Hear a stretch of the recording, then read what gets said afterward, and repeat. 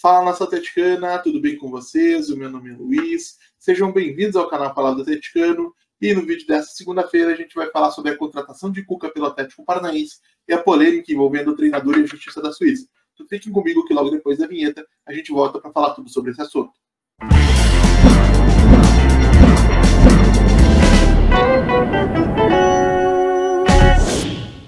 Então vamos lá para o assunto do vídeo de hoje, gente. Esse que deve ser um dos vídeos mais difíceis de gravar da história do canal Palavra do Atleticano. Desde que eu comecei a produzir conteúdo aqui para o YouTube em novembro de 2022, o Atlético nunca esteve no centro de uma polêmica dessa magnitude, mas eu não sou de fugir nem de me acovardar nesse tipo de questão e dessa vez vocês verão que a coisa não será diferente. Porém, antes da gente abordar o tema do vídeo propriamente dito, vamos estabelecer uma premissa que será importante que vocês se lembrem ao longo de todo o vídeo. Eu não poderia me importar menos com a opinião política das pessoas que acompanham o meu canal aqui no YouTube. Eu reconheço que a política é um elemento extremamente importante da vida em sociedade, é claro que eu tenho as minhas opiniões a esse respeito também, mas eu sempre procurarei não misturá-las com o assunto Atlético Paranaense aqui no YouTube. Eu somente vou me aventurar pelo tema política quando, para opinar objetivamente sobre alguma coisa envolvendo o Atlético, seja necessário abordar esse assunto. Não me parece que seja o caso do Cuca. O caso do Cuca envolve questões de natureza jurídica e moral, e é sobre isso que a gente vai falar no vídeo de hoje. Porque Cuca foi anunciado de maneira oficial como novo treinador do Atlético Paranaense na manhã dessa segunda-feira, e é claro que isso já gerou uma enorme repercussão nas redes sociais entre os torcedores, muita gente a favor, muita gente contra também, e eu sendo advogado como sou, conhecendo um pouco do caso que envolveu o Cuca e a Justiça da Suíça lá na década de 80, vou procurar trazer para vocês aqui fatos e explicações de natureza técnica para que vocês possam conhecer os acontecimentos e formar a partir deles a sua opinião. E é claro que lá no final eu também vou manifestar aquilo que eu penso a esse respeito. Combinado, gente? Então vamos lá para falar da polêmica envolvendo o técnico Cuca, que iniciou lá em 1987 durante uma excursão do Grêmio, clube onde o Cuca era meio-campista, na ocasião, à Suíça. Durante essa excursão, 4 atletas do elenco do Clube Gaúcho, além do próprio Cuca, o goleiro Eduardo, o zagueiro Henrique e o atacante Fernando, foram acusados de terem relações sexuais com uma garota de 13 anos de idade sem o consentimento dela. Naquela época, chegaram a ser presos esses jogadores por cerca de 30 dias, porém foram liberados posteriormente mediante pagamento de fiança e retornaram ao Brasil. Em 1989, então cerca de 2 anos depois, o Cuca acabou sendo condenado pela Justiça da Suíça a uma pena de 15 meses de prisão e multa pelas práticas dos crimes de violação sexual e prática de ato sexual com menor. Para quem tiver essa curiosidade, o crime de prática de ato sexual com menor tem equivalente na legislação brasileira. Atualmente é o artigo 217-A do Código Penal, chamado de estupro de vulnerável, que é um crime que ocorre quando você tem relações sexuais com uma pessoa menor de 14 anos, circunstâncias nas quais o Estado entende que a violência do ato é presumida e mesmo o consentimento da vítima não impedirá a responsabilização criminal do abusador. Como todos esses jogadores voltaram ao Brasil e nenhum deles retornou à Suíça para iniciar cumprimento de pena, é evidente que com o passar do tempo esse episódio acabou sim caindo no esquecimento das pessoas, especialmente durante os anos 90, onde não existia nem a mesma facilidade de acesso à informação e nem a mesma capacidade de mobilização de público que existem atualmente por conta da existência da internet de alta velocidade e das redes sociais. Com o passar do tempo, e nesse interim, foi possível que o Cuca encerrasse sua carreira como jogador, iniciasse uma carreira como técnico e comandasse alguns dos principais clubes do futebol brasileiro. Detalhes desse caso foram ressurgindo através da memória das pessoas, do trabalho da imprensa, e houve um aumento do interesse do público sobre esse episódio que acabou culminando com uma enorme rejeição à figura do Cuca durante a sua passagem recente pelo Corinthians. Porém, é importante que se diga isso, não foi o primeiro momento em que isso aconteceu. Durante as passagens recentes do Cuca pelo Atlético Mineiro e pelo Santos, também houve focos significativos de insatisfação entre torcedores e movimentos sociais quando da contratação do treinador. Em relação ao Cuca, ele sempre se declarou inocente, sempre negou ter participado desse abuso, e inclusive em uma entrevista coletiva concedida durante a passagem pelo Corinthians, ele reafirmou essa sua inocência.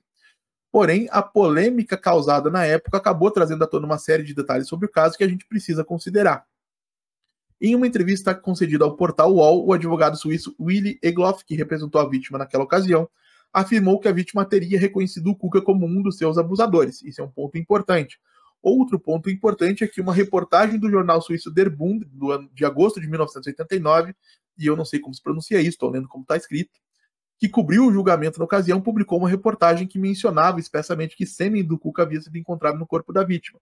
E aqui eu tenho uma dúvida que eu considero pertinente, que é o seguinte: eu conversei com um advogado meu que é especialista em criminalística e conversei também com um conhecido que é perito do Laboratório Forense do Estado do Paraná, com a seguinte pergunta: era possível identificar o dono de uma determinada amostra de sêmen antes da implementação do exame de DNA? E a resposta de ambos foi a mesma. Antes da implementação do exame de DNA como instrumento de investigação forense, o que aconteceu somente na metade dos anos 90, início para metade dos anos 90, ou seja, depois do caso Cuca já ter sido encerrado, não era possível você identificar quem era o dono de uma determinada amostra de sêmen. O que existia era um exame que constatava que aquela determinada amostra era de sêmen, e o dono da amostra normalmente era identificado por conta de um testemunho da vítima. Então, nesse caso específico, eu entendo que muito possivelmente não existe um exame laboratorial, né, um laudo técnico afirmando que aquele sêmen seja do Cuca. O que deve existir é um laudo afirmando que aquilo é sêmen, que associado à palavra da vítima, acabou identificando o Cuca como dono daquela amostra.